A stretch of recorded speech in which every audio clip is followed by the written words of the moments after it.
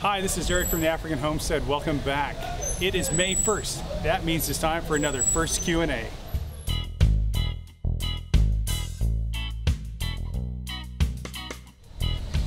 First off, I want to thank everyone who posted questions. I really appreciate your input on this channel. And before we jump into it, I just want to say I'm going to do like I did in previous months. And in the description below, I'm going to list all the questions that are asked and then a timestamp of when I'm answering them. That way you can just jump right to the question you want to see the answer to or hear the answer to. And also, let me just go ahead and apologize for the background noise. The nice thing is for Christmas, I think, I got one of these shotgun mics. And it really works fantastic. The only downside is it will pick up a lot of what's happening behind me. And right now it's rush hour and there's a road right behind the wall here. And so you're gonna pick up some noise, so my apologies for whatever background noise is gonna pop up. Generally this is a very quiet place between 1 a.m. and 5 a.m. The rest of the time I'm in the middle of the capital city and there's people yelling and laughing and cars and motorcycles and all that going on. So without further ado, let's go ahead and jump into the first question. The first question, and I apologize if I butcher this, is from Joni Grzenda. Grzenda, I hope that's correct. And she says, new to your channel, wondered how you came to be in Africa and where you're located. Now, the first question of how I came to Africa, I actually answered that in a previous Q&A video. I'll put the link in a card right up here. And actually, as this video goes on, I'll be posting cards periodically through the video to the other Q&As that I've done in the past. And again, those you'll be able to look in the description. And if you see questions you want to hear the answer, just go to that timestamp and you'll be able to hear the answer there. So how we came to be here, I've answered, and so I encourage you to go take a look at that video. As far as where we are at, we're in West Africa on the coast in a country called Liberia. And Liberia has a long history connected to the United States.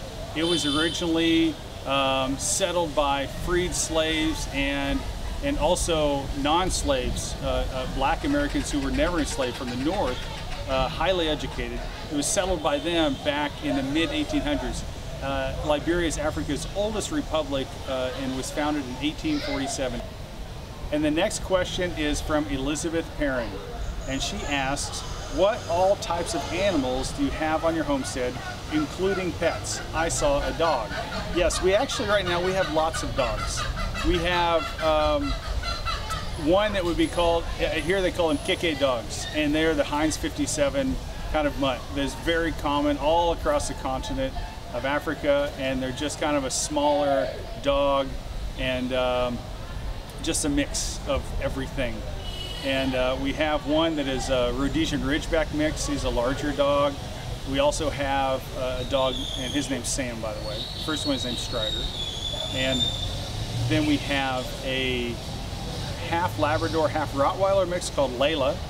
And she has actually just had a litter of 10 puppies. We bred her with a full lab, so these puppies are 3/4 lab, and we're getting ready in about 4 weeks. They'll be 2 months old, and we're in the process of getting them sold now. And so pretty excited about that litter. It's actually helping my daughter, who's going to college, is going to be probably paying her way and buying her a car when she gets there. So it's very much of a work of love for her. And we have one of the puppies from the last litter that is 3/4 lab and 1/4 Rottweiler named Tipsy, and she looks like a yellow lab. You can't even tell she has any Rottweiler in her. And we're actually going to be breeding her probably starting in about a year or less. And looking forward to that. And so that takes care of the pets. My daughter has cats. Now, I don't want to burn any bridges here. I'm not a cat person. My daughters, especially one in particular, loves cats, like obsessively loves cats. I don't. If they acted like dogs and ate mice all the time, I'd probably be okay with them, but they act like cats. So for all the cat lovers out there, please don't hate me. And then, so that takes care of the pets. We have a bunch of rabbits. You can see some in the rabbit hutches behind me. I had 3 that kindled about a little over a month ago, and so I'm going to be weeding them. So we have like a dozen kits that are growing out right now. We have chickens, what they call country chickens here. They're just a mishmash, kind of like the Heinz 57 of chickens. They're small, they lay small little eggs. Their meat's like eating chicken jerky, but that's what we have here as the chickens. I'm planning on bringing in some American breeds. I want to bring in some Rhode Island Red, fertilized eggs, and also some Barred Rock chickens. And those we'll be using primarily for eggs. We eat a lot of eggs. We'll buy a flat of 30 to 60 eggs at a time. So we're really looking forward to having chickens that produce a lot of large brown eggs. And let's see, what else do we have? We have 3 goats. One of them is pregnant, and hopefully she will be kidding here soon. This is the first time. I mean, I've had these goats for a couple of years now. This is her second time kidding, first time with us. And so it's the first time of me being involved in the process. And so I can tell she's getting very wide, very big. Her udder is starting to fill out. But those of you who have goats, the ligament just on the top of her hip, right above the tail, is still pretty thick as far as I know. We'll see. I'm just learning as I go. I'm asking questions, I'm reading books, but that's kind of where we're at now. Let's see what else. We have a new addition to the farm, to the homestead. This isn't really a farm, it's 1 acre inside a walled compound.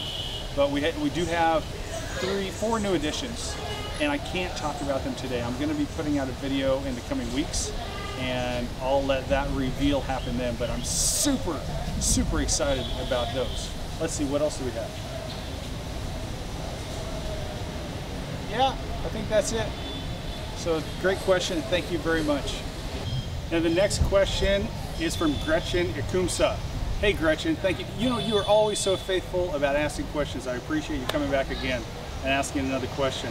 And she asks, have you thought about or grown cassava at all? Could you comment on what you might plan to do with it if you do? I have not grown cassava yet, but it is a staple crop in Liberia, as it is in much of tropical Africa, and really the tropics in South America also. And so the short answer is yes, we plan on growing it. There's a dish I'm sure you know about called fufu. I actually just ate some fufu today. It's kind of like, for those of you who don't know what fufu is, it's kind of like a dough. It's a starchy dough, but it's made from the root of the cassava plant. It grows a large tuber, and you can use the tuber, you can grate it up and make a breakfast dish called gari. You can eat the leaves, boil them. There's a lot of different ways to utilize cassava. So yes, we plan on planting cassava, and we plan on using it for food. It does, the green leaves, uncooked leaves, do contain a certain level of arsenic in them, and once they're cooked, they're completely safe. The arsenic is gone. But that's one of the questions. It's a little bit of a controversial topic, is can you feed those to the animals? Now, we have fed the cassava greens to our rabbits in the past, though I don't do that now. We've also fed them to our goats in the past. I've heard that the arsenic can cause stillbirths, spontaneous abortions of the kids and the goats. It can also kill young goats. But Liberians feed their goats cassava leaf on a regular basis and don't see those problems. So I think as long as it's kept in moderation, it's not very dangerous. But if that's all you feed them, like here, that's all we were feeding our goats. They were eating about half cassava leaf and half potato greens. And we did lose a kid back in, I think it was in December. And so we're just feeding potato greens now, and then assorted fruits and vegetables, but no cassava leaf at this time. But yes, that is what we're planning to do with cassava in the future. The next question is from Sadie Price, and she says, hello, how many children do you have and how old are they? Plus, do you miss Kansas? Well, as far as the children go, we have 8, and I don't really know how that happened.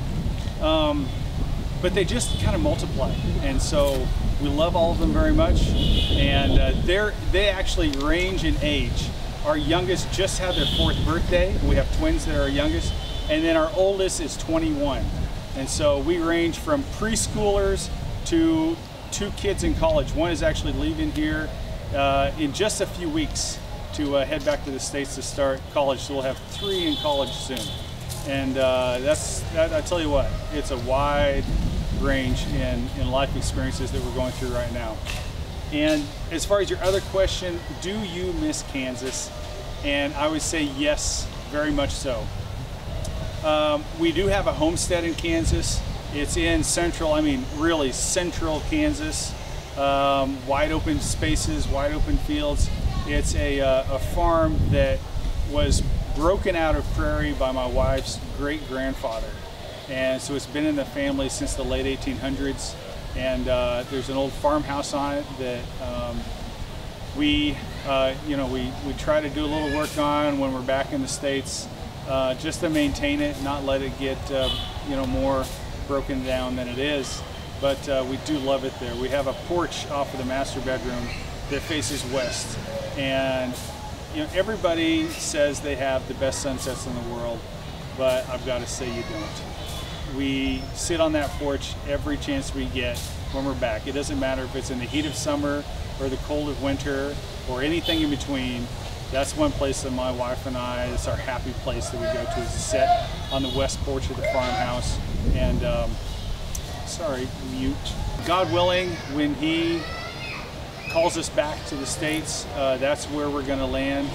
And we have beds set up there and furnishings and all of that. So we have a place to go whenever we go back. And if He tells us our time in Africa is done and we go back there, we plan on doing as much living off the land as we can when we're back there, and living simply, and just really enjoying life.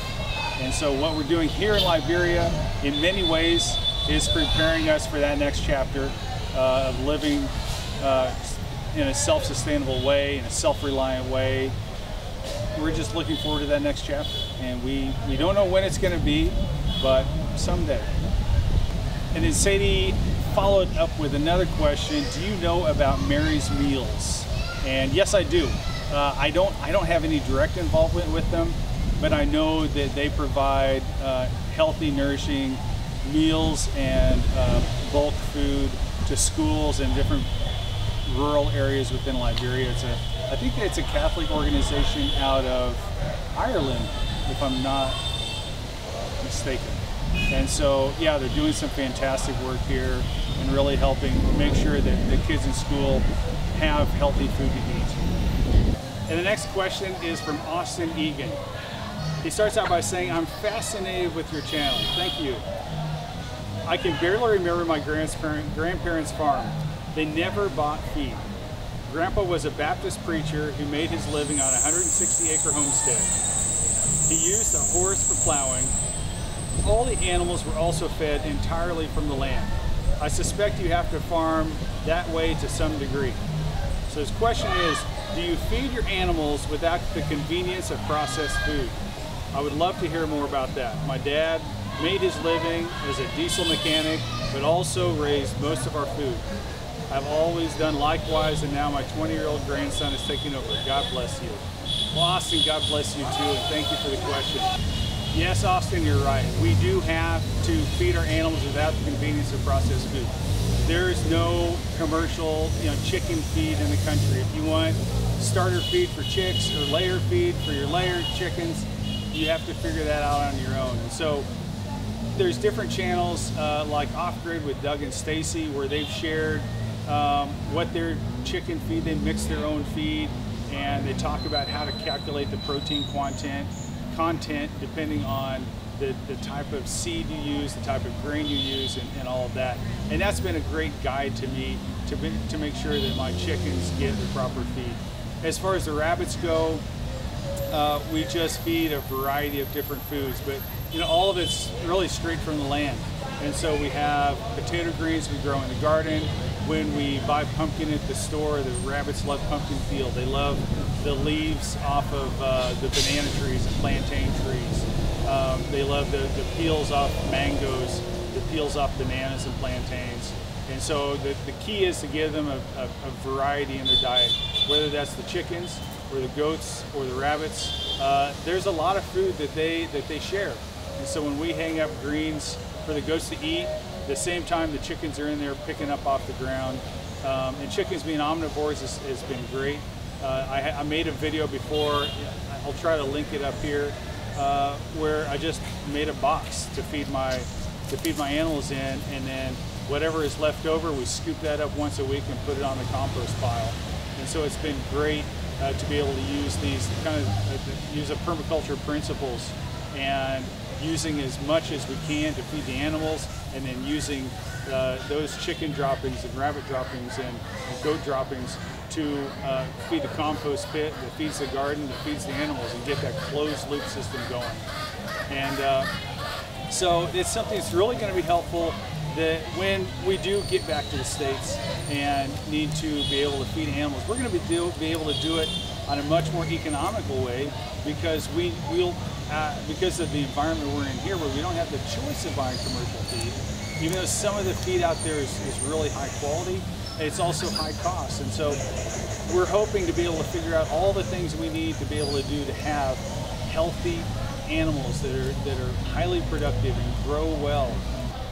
Now, I've also recently had some questions on some of my other videos, and I thought since there weren't too many questions this month, I'll go ahead and add one or two of those in. So this one is from Derri Hanson, and she asks, and this is actually on an old video where I introduced my animals. She said, have you thought about ducks and duck eggs? And so with that question, yes, I have. In Liberia, the primary duck is probably a Muscovy duck, just from the looks of it, what we have around here. They're not really utilized in any way. They sometimes eat them, but it just seems like they're around. They don't eat the eggs, and the ducks are just kind of around. And when I ask people, to eat them, they sometimes, but they're not really, raised for meat or raised for eggs. They're here. And so the answer is maybe. One thing I thought about, since we're going to be bringing eggs in periodically from the States, the research I did, I've thought about getting Indian runner ducks because of their value in my garden. Pests are a big problem, a big challenge in the garden. And even if I wanted to use chemicals here, they're pretty expensive. They're questionable as far as how they're regulated. A lot of it's going to come in from China, and who really knows what is in there that's going to go on the garden. And they're not readily available. So it's really, it doesn't make economic sense, it doesn't make health sense, it doesn't make any sense to try to use chemical here. And so we really need to do everything as natural as possible, as organic as possible. And so taking care of pests, we plan on getting some guinea fowl for a couple of reasons. One, we've had huge problems this dry season with ticks. Our dogs' ears were full of ticks. They've had ticks on their body, and I've no doubt that we're also getting some tick bites. And there's something called African tick bite fever that can get nasty. So guinea fowl is definitely something we're going to have in the future when we move out onto our homestead. And ducks probably will be on that. But I've heard that the Indian runner ducks are the best ones, that are the least destructive in the garden, that can really take care of pests. And so that's something I've thought about. So yes, and I hear duck eggs are great too. And so we'll just have to see what the future holds. And the last question is from Kirsten Whitworth. And she actually commented on one of my original videos where I talked about planting a garden in November. And she says, very interesting. That's gorgeous compost, thank you. A couple of related questions for you. Would it be useful to mulch your garden beds in the dry season to conserve water? And could you use some of the leaves you discussed as mulch? That's a great question. And at that point, I was just planting the garden and I had not put the mulch down. I used two types of mulch in my garden this dry season. The first type is wood chips, wood shavings, and that just comes from the local furniture shops. We don't have, I would say, a highly developed way to handle waste like wood shavings and sawdust. And so the nice thing about that is it's free. And so all you have to do is haul it. And so I'm able to go to some of the local wood shops and get wood shavings. I use that in the compost. I also use that as mulch. And the other thing I use as mulch later in the season, when I just didn't happen to have any wood shavings, are the leaves. And so that is actually what I have on my garden right now. Having the long season here, it's always warm. It's in the tropics, and so you just have rainy season, which we're in now, in the dry season. There's always going to be an opportunity for mulch, and it was especially important. It was amazing because the soil in the tropics is a clay soil, it's very well drained, and so the downside of that is during the dry season, you can water something every single day, and after 24 hours, you dig some dirt up, and there's hardly any moisture in it.